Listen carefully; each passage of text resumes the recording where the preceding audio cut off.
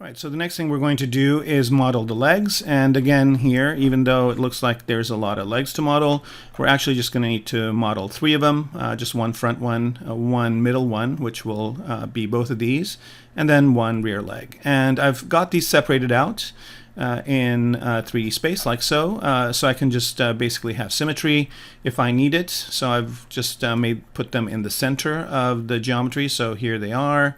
I guess I'll just hide this one and go. So here's the middle leg, and then here is the rear leg, and last but not least, this is the front leg. So also these need to articulate so that if I need to pose the model, I can easily move them around.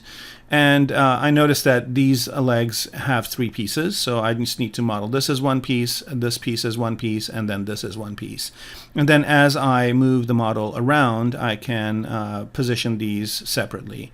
And let's look at this one. This one looks like it's got 1 piece. This could all be 1 piece. And then 2, and looks like it's got this one over here is a 3rd and a 4th. So this one's 4 pieces. And then looking at the rear leg here, we've got 1, 2, and 3. Okay, so I just need to make those separate subtools so that I can articulate them. All right, and naming is really important when I start putting these together too, but we'll get to that in a little bit. So let's start modeling these things. One way to model this is you can just actually start decimating this, or I'm sorry, zero meshing it, and then sculpting on it. Or what I'm going to do actually is use kit bash parts. So instead of modeling each one of these, I'm going to use kit bash parts that basically get the general gesture of what I did in medium, but replace it with new parts that look more in line with what I'm trying to do. For kit bash parts, I use quite a few that I've collected and purchased over time. So in this specific workshop, I'll be using these kits right here. So the first one is by a fellow called Oleg Ushanok, and you can find him on Gumroad if you just look for his name, and you can also find him on ArtStation Marketplace, so whichever one is your preferred place to buy digital components, you can go to there and look at them. He does have free versions as well, and the ones we're particularly going to be using here are these ones called Hard Surface Kit Bash, and he's got volumes 1 through 6, which I've purchased over time. Got a good deal on them on Black Friday, so pretty happy with having these pieces to use. And these are mostly modeled in CAD, and we'll talk about what the benefits and issues are with CAD models. So that's one kit we're going to be using. The other one I'm going to be using is by Vitaly Bulgarov, and again, notice he's got some free samples you can download over here, and you can find him online as well. And I believe he does have a few really good Gnomon workshops as well that you should definitely check out. So the one I'll be using is specifically this one right here, which is the Ultraborg Sub D Kit Bash kit. And the nice thing about this one is that you can load, these are also available as insert mesh brushes, so that's what I'll be using. And since they're Sub D, they are fully geometric, mostly quadded models, so you can easily modify them, add to them, and use them in a different configuration than they come in the kit itself. And then last but not least, I'm also going to be using Chi Vang's kit, and this one specifically, which is the Ultimate Pack of 3D Alphas. And notice here that he also does have a free version of it that you can download and try out. So these are the 3 I'm going to be using primarily, and they are pretty useful, and the way I usually have my Kit Bash kits organized. So Vitaly's Kit Bash kit is an insert mesh brush, so if you just go ahead and load it in, and let me see, do I have it loaded in? No. I think it's in my Lightbox, so let me just go ahead and bring that up under brushes, under here, and there they are. So it's just, I'll just load this one in. And you can see here that it brings it up over here to the side, and you can pick the brush that you want and draw it out. Or you can also, the other brushes or the other kits that I have, I load them in as ZTL. So I basically have one ZTL that have all of Oleg's Kit Bash kits in it. And so here, notice that this is kit bash kit 1, so I can just cycle through the different parts. And I've unified these into ZBrush so that if I want to look at all of them, and let me turn solo off here, there they are. Looks pretty greebly over there, but I can also do the expose function I did earlier, just to lay the whole kit, all of the kits out like this. And then I can either look through it this way, or I can just collapse them down into this and just use my arrow keys and solo to just go through the different kits. I guess maybe making this a little bit bigger. So they're all going to be occupying pretty much this same size on the screen. And I can use the up and down arrow keys here just to cycle through the different parts and pick the ones that I want.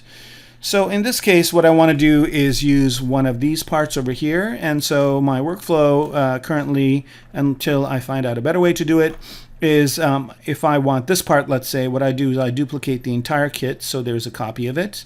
And then I take that copy out of the set and just move it all the way down. So let me do that here, all the way down to the bottom. And so it doesn't interfere with what's there. And then I choose the part that I want. So here I'm just going to select, just using the select option in ZBrush, that one part, and then delete all the hidden components. So this is all I have. And then one other last step is I want to make sure that my gizmo is at the center. So bring up, click on move or rotate or scale, and then just click on, alt-click on this button right here, which basically centers my gizmo on the object, and then click on this button, which centers the object in the world, so that when I bring it into whatever else I'm working on, it is centered in the coordinate space, and then I can move it to where it needs to go. Now, I also wanted to mention that these parts right here are CAD parts, and I think I briefly mentioned it before. And what I mean by CAD parts is that when you look at it, it's not all quad models. It's got a lot of these triangles, and specifically when you have areas like this, it's got a lot of topologically not sound geometry where it's got these poles that have valence of at least 10, it looks like here. And also it's not a quadrant model, so modifications on this are going to be a little bit tough. However, with ZBrush's powerful deformers, you can get away with some areas. So you can use this part as is. If you don't need to UV it or do anything to it, you can use it as is. Or if you want to modify it, you do, again, with ZBrush's deformers, get the ability to do some modifications. So I'll go ahead and duplicate this, so I've got another copy of it. And then on this copy, I'm going to go ahead and use the deformer. And so the deformers, if you have move up, it's this gear button over here. And then in this case, I'm going to use the extender deformer. So with extender, you have this dot in the center, and you can move that anywhere you want. So here I'm going to move it over to this. And suppose I want this middle part to be longer. So then I just go ahead and use the extender deformer just to extend that part out. So now this is the same part that I had before. However, I've made this change to it, and if I want to add some subdivisions here along the way, that's easy enough to do as well, just by going in here and using this cone right here to add more subdivisions. So now I have a completely different looking part than what I had before. And then what I want to also do here is maybe make this, and I'll do that this way, maybe make this wider as well. So again, similarly, I can just pull it out this way. So here I've completely, again, changed that initial part that I have to something completely different. So that's one way of making some modifications to this. And you can do some other things like, here you can make this top part a little bit wider like that. And even though, again, this is a CAD part, it does support some of these deformations that you can apply to them.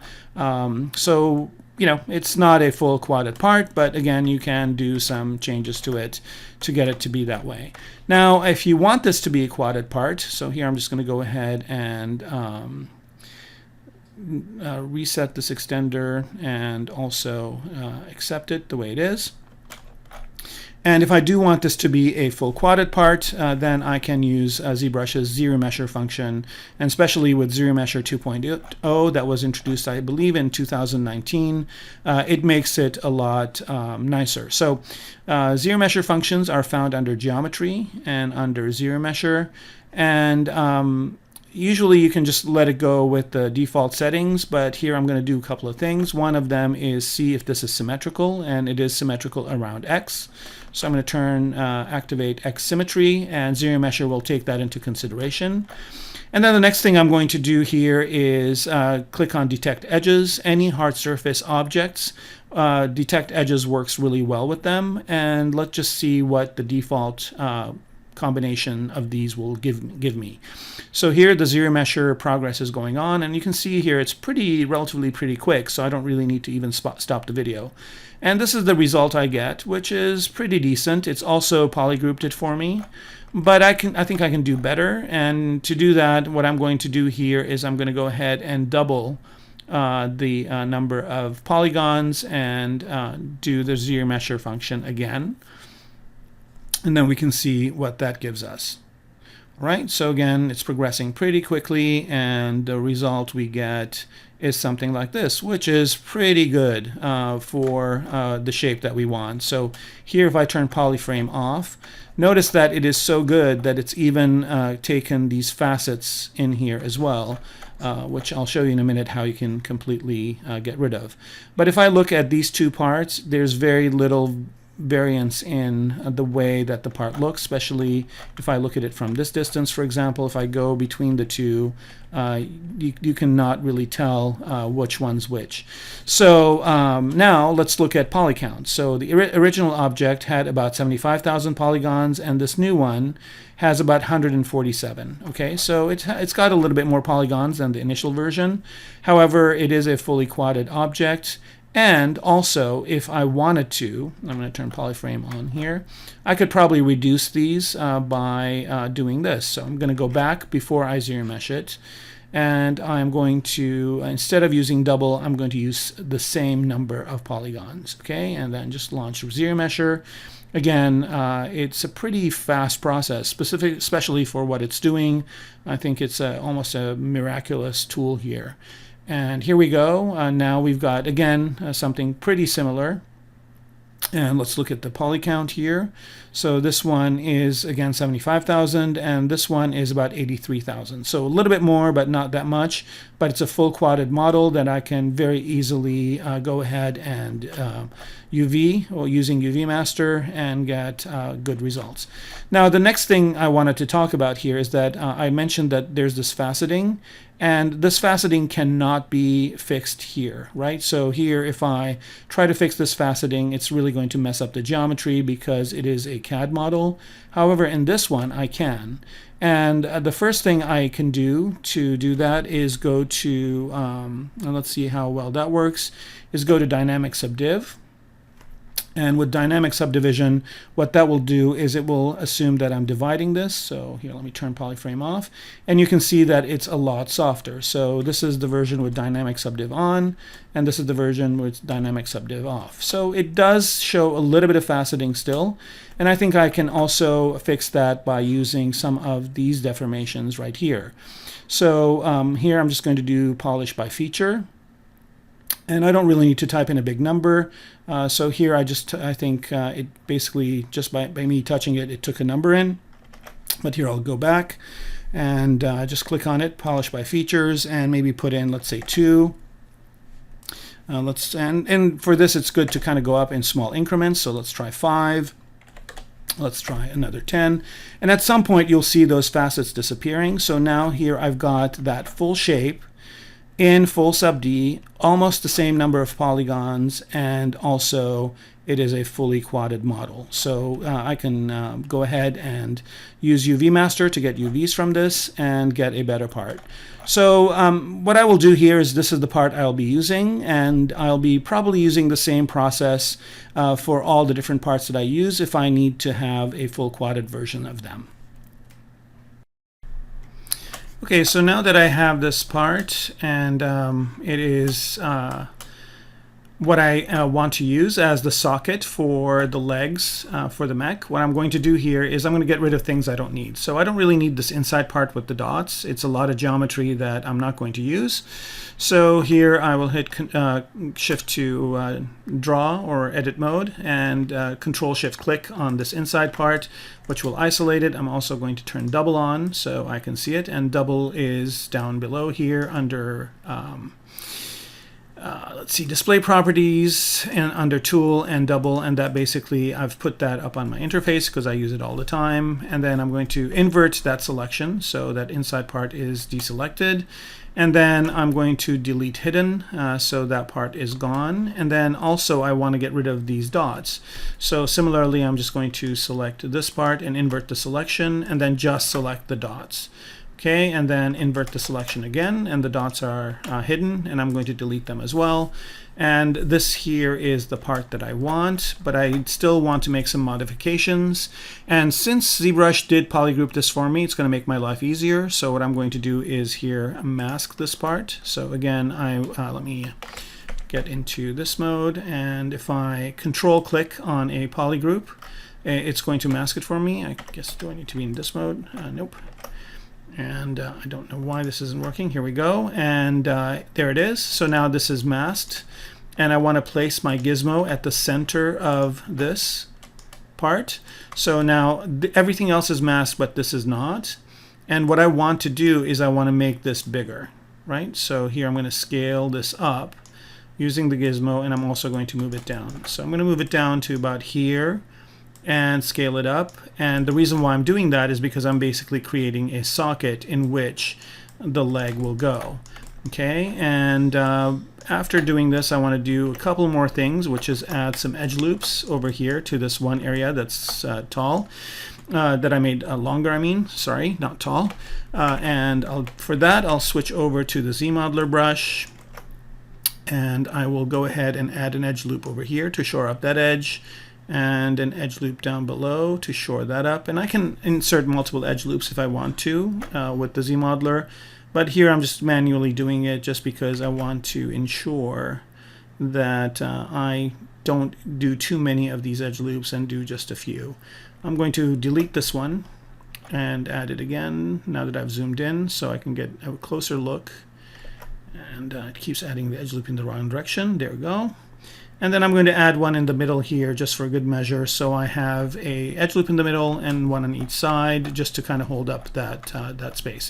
And this is not in dynamic subdiv mode right now, so it's basically just, let's make sure actually.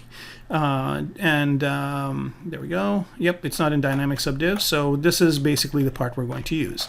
So one last thing I want to do is put the gizmo in the middle and make sure it's oriented correctly. And so this really helps with ZBrush 2020, where it shows me that it's pointing in this direction. And what I want to do is I want it to point in this direction. And also I want it to be rotated this way because it's going to be on the side of the mech. Okay, so now that I've got this part pretty much oriented the way I want, the thing to do would be to just copy it. So under Subtool, copy and paste are here, but I also use this a lot, so I have it on my UI. So I'm going to copy it, switch over to the mech, and then paste. All right, so there's the part. I'm going to get off of solo here, and you can see it's added the part. Of course, it's a lot bigger than I want it to be. So here, I'm going to go ahead and place it and size it to where it's going to be the right place. So for that, I'm going to turn transparency on, center this on, center the gizmo on the object, make it smaller, and move it into position. And here I just want to move it into the position, but not rotate it or do anything else. I'm just establishing the scale, and I'll tell you why in a second. And at this point, I don't really need transparency anymore, so I'm going to move this to about where it's going to be and to the scale that I want it to be, maybe a little bit smaller here, like so, just because that's where the leg is going to fit into. And again, we're going to have a bunch of these, so that's where it's going to go. And also remember, I was telling you that this part over here, and I'll isolate it to show you better, this part on the mech over here that we have, let me solo it. This part in this area, I was telling you that this is, I didn't really polish this any further or sculpt it because I'm probably going to tuck this into that leg that I just brought in, or that socket. Okay, so I think this is a good size for this.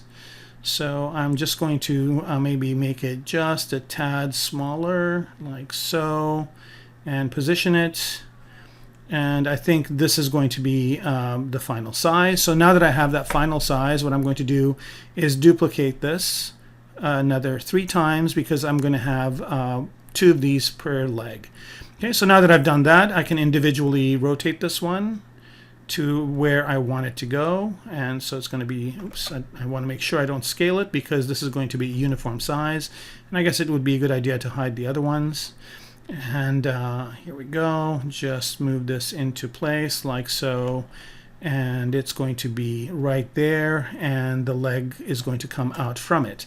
And again, I'm not worried about this part of the mech here, because I'm going to tuck it in, and I'll do that in a minute.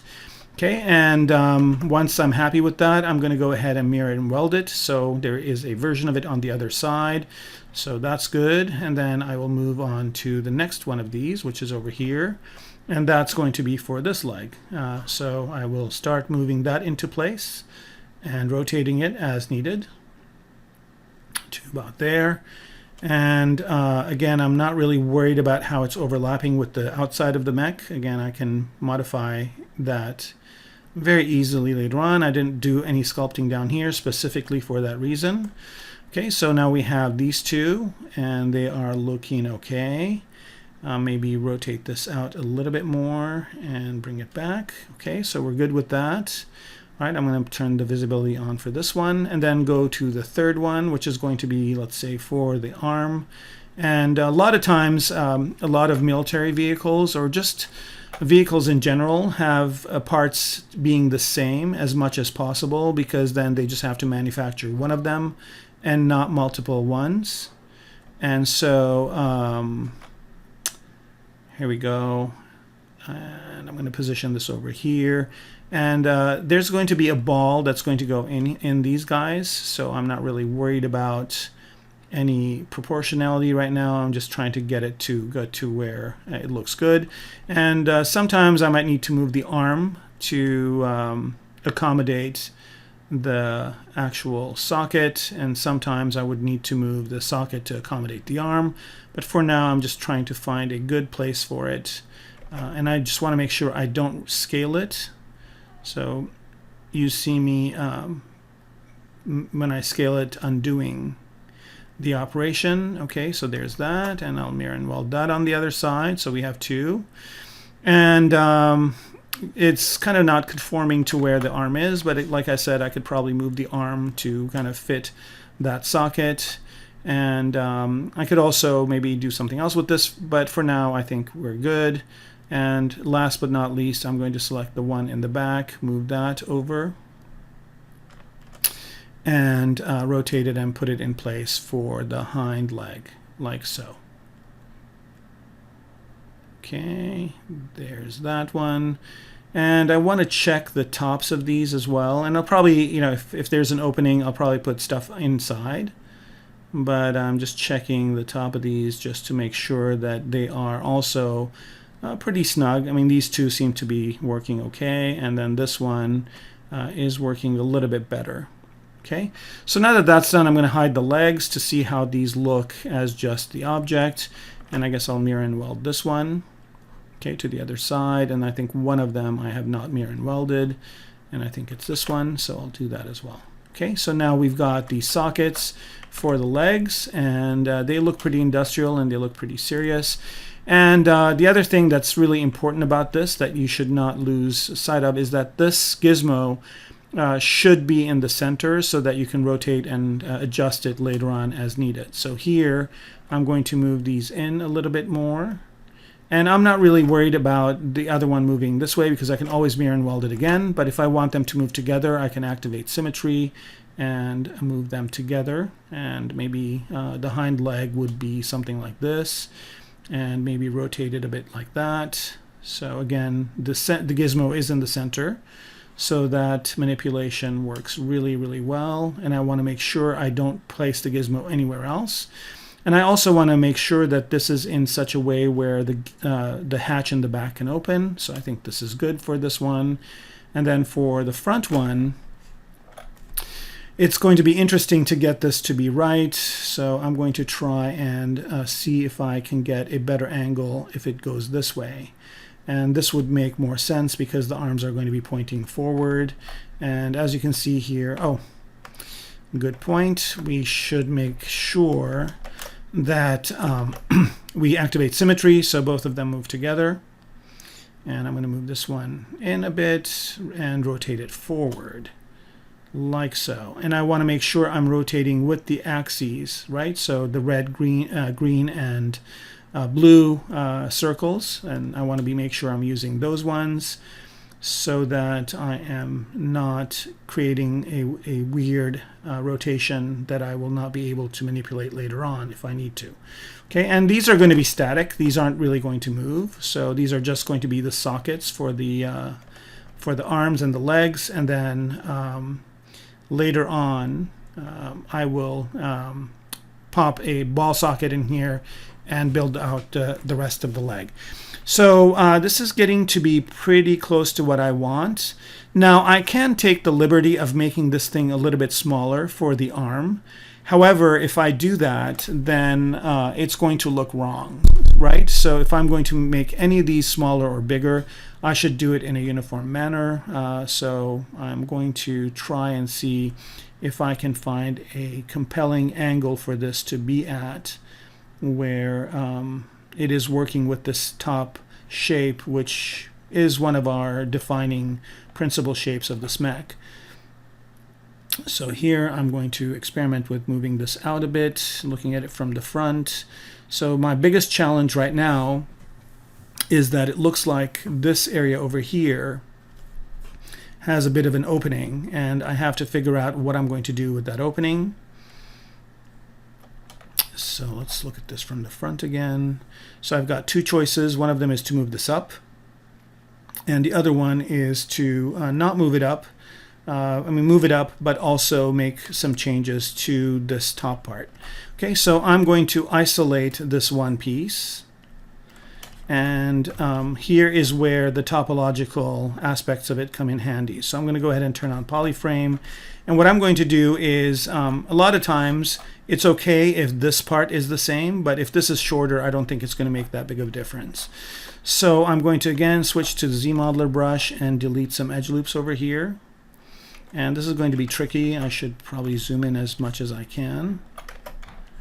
And I'm going to also go ahead and say do nothing for the point here. So all I'm manipulating is edge loops. And I can either hold Alt down and delete some of these edge loops like so.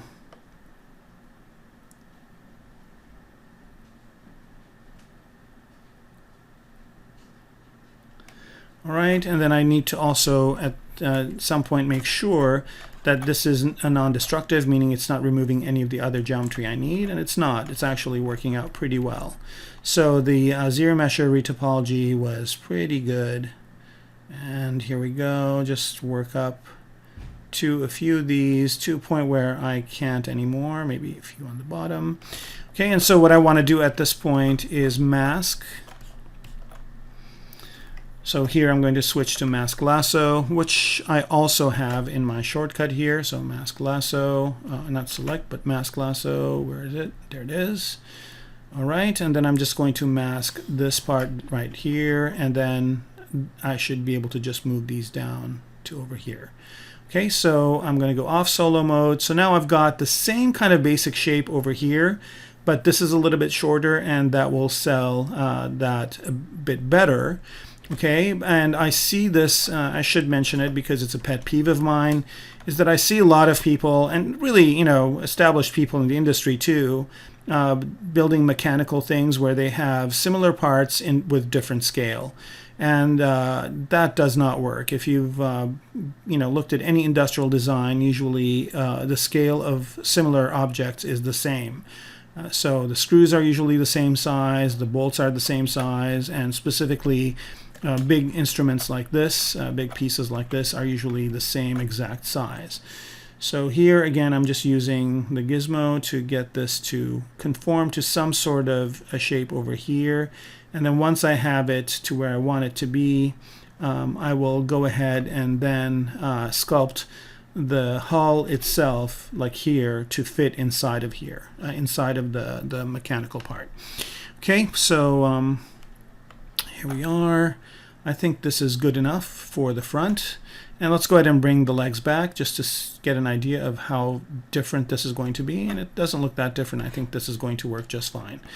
Okay, so we're good with the placement of these. So now the next step is to go in to the hull itself and adjust it to fit into these sockets. I'm going to hide the legs. I don't really need them. And at this point, I just need to be working on the hull. So here, since I'm going to be making some major changes, I want to make sure that I am in a lower subdivision level. So I'm going to go ahead and reduce the subdivision level to something like 2. I could even go to 1 and switch to the move brush and then start moving this inside of the sockets, like so. And also, while I'm doing that, I also can go in here and just make sure that a lot of this hull is outside of this area. All right, so here I just am going around, just making sure that this area over here is just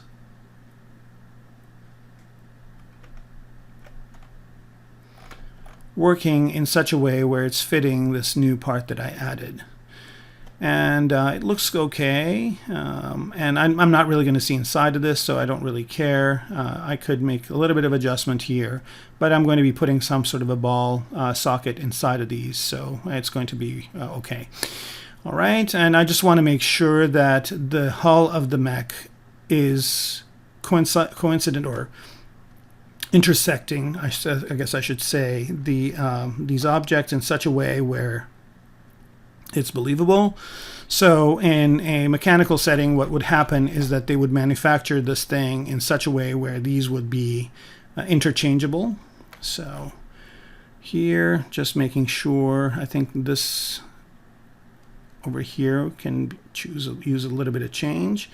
And again, what's really nice here is that the noise will conform, the surface noise that we added. So I just want to make sure that whatever I have here, it looks like it's some sort of a weld job. And inside here, I'll put some parts to make that work. And maybe start moving this down a little bit. And you want to keep these types of changes pretty minimal because they're going to show up once I go up in subdivision level, but I can fix them. It's not that big of a deal. Okay, so I'm just going to move this a little bit this way just to have it work somehow to fit this object. Okay, so here we go. This was at subdivision level 2. So now I start moving up little by little. So I'm moving up to subdivision level 3, seeing how that works. Smoothing out these parts that look like they've stretched out a bit. And sometimes you get these kind of polygonal things that pop up. So you can just smooth them out. And you can do that at one subdivision level at a time. So here we are at 3. And then we move on to 4 and 5. So now we're on 4. Let's take a look. Again, this needs to be cleared out. And it looks like I've got a feature here that I got to do something with. And maybe I'll put an alpha or something in there later on, but that'll be fine. Okay, it's always good to look at your object from different sides just to make sure it's working. And that looks good here too. So now we'll move on to level 5. And as we're getting closer to the higher levels, I think we're going to get into where we want. So it looks like over here I need to change this. So I'm going to move back down in subdivision levels and move this out. So again, all I'm doing is using the move brush and smoothing and just getting this to kind of fit the new part that we just added. Okay, that looks okay. Yep, that seems to be working. This could show up, so I'm going to push it in a little bit from over here, and it's not going to matter because I'm not going to see this bottom part as much. over here. So I'm going to move this over. And again, it's always good to make these sweeping changes at subdivision level 1, 2, and 3, and not up at the higher subdivision levels. And then you can always fix whatever stretching or whatever type of anomaly that creates just by really applying a little bit of smoothing and maybe using H-polish to polish it. Okay, so there's 4. I'm going to go all the way up to 6 here to see how that is. And it looks like it works okay. All right, so now these are a different color than the body of the mech. So as I move off of them into another object, so here I'll move on to the legs, or I'll move on to yet another part up here. Maybe I'll move on to this one. And the reason why I did that is because I wanted this to conform with the color, and it looks okay. It looks fine. I guess I need to make some adjustments here and some adjustments here, and then just go to H-polish and see if I can get some of these to be more planar. Right, so we are making a big structural change, so to speak, to the hull, but this would be a part that would be added on. It would not be part of the same construction, and probably if a leg breaks or they need to do some maintenance on the legs, this whole thing, this whole assembly would completely detach and connect up. And also, this is protective enough so that if bullets or something hit it, then it's going to not be affected. And these also, by the way, will house the engines that are going to drive the legs. So this inside of this is where the engine is going to be. Probably some of it is going to fit into this bottom hull over here. And so I'm just adjusting the bottom hull to fit to that new shape that we added.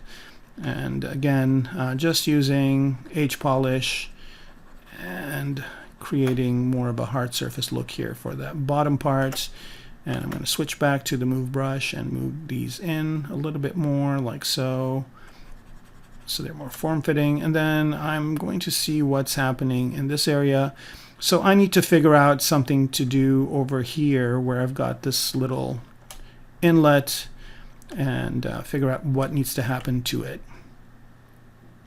All right, so switching back to H-polish here and straightening this out a bit, so that it is just outside that socket. See it from the other side. This looks okay. And here I'm going to move down in subdivision level. And a lot of times I do this just by using the D key, but here I'm just going to do it visibly so you can see what subdivision level I'm on. So here I'm on 2, and then go back up to 6. And yeah, okay, so good. Now we are done with that part. We've integrated the kit bash parts into here, and one of the things to take note is the kind of the angle of these, and I need to match this type of thing up here too. So this over here looks pretty harsh, so I need to soften that up just a little bit. And just look overall on the mech itself at level 6 to see that all of the kind of the angles match the angles that I have over here. Easy enough to do. I think this was where I demonstrated earlier how to get a sharper edge, and these are all good. This is all good. And then I got to figure out what to do over here. I probably will put another kit bash part to hide this one area. Oops, that's over here. That got a little bit deformed, not too much, but I think it still works to keep that original shape that we came up with for it. Okay, so that's basically how you integrate kit bash parts into your model. So I'll be doing that quite a few times. And then I'm also going to be modeling the legs next, which you will see how I use kit bash parts for that.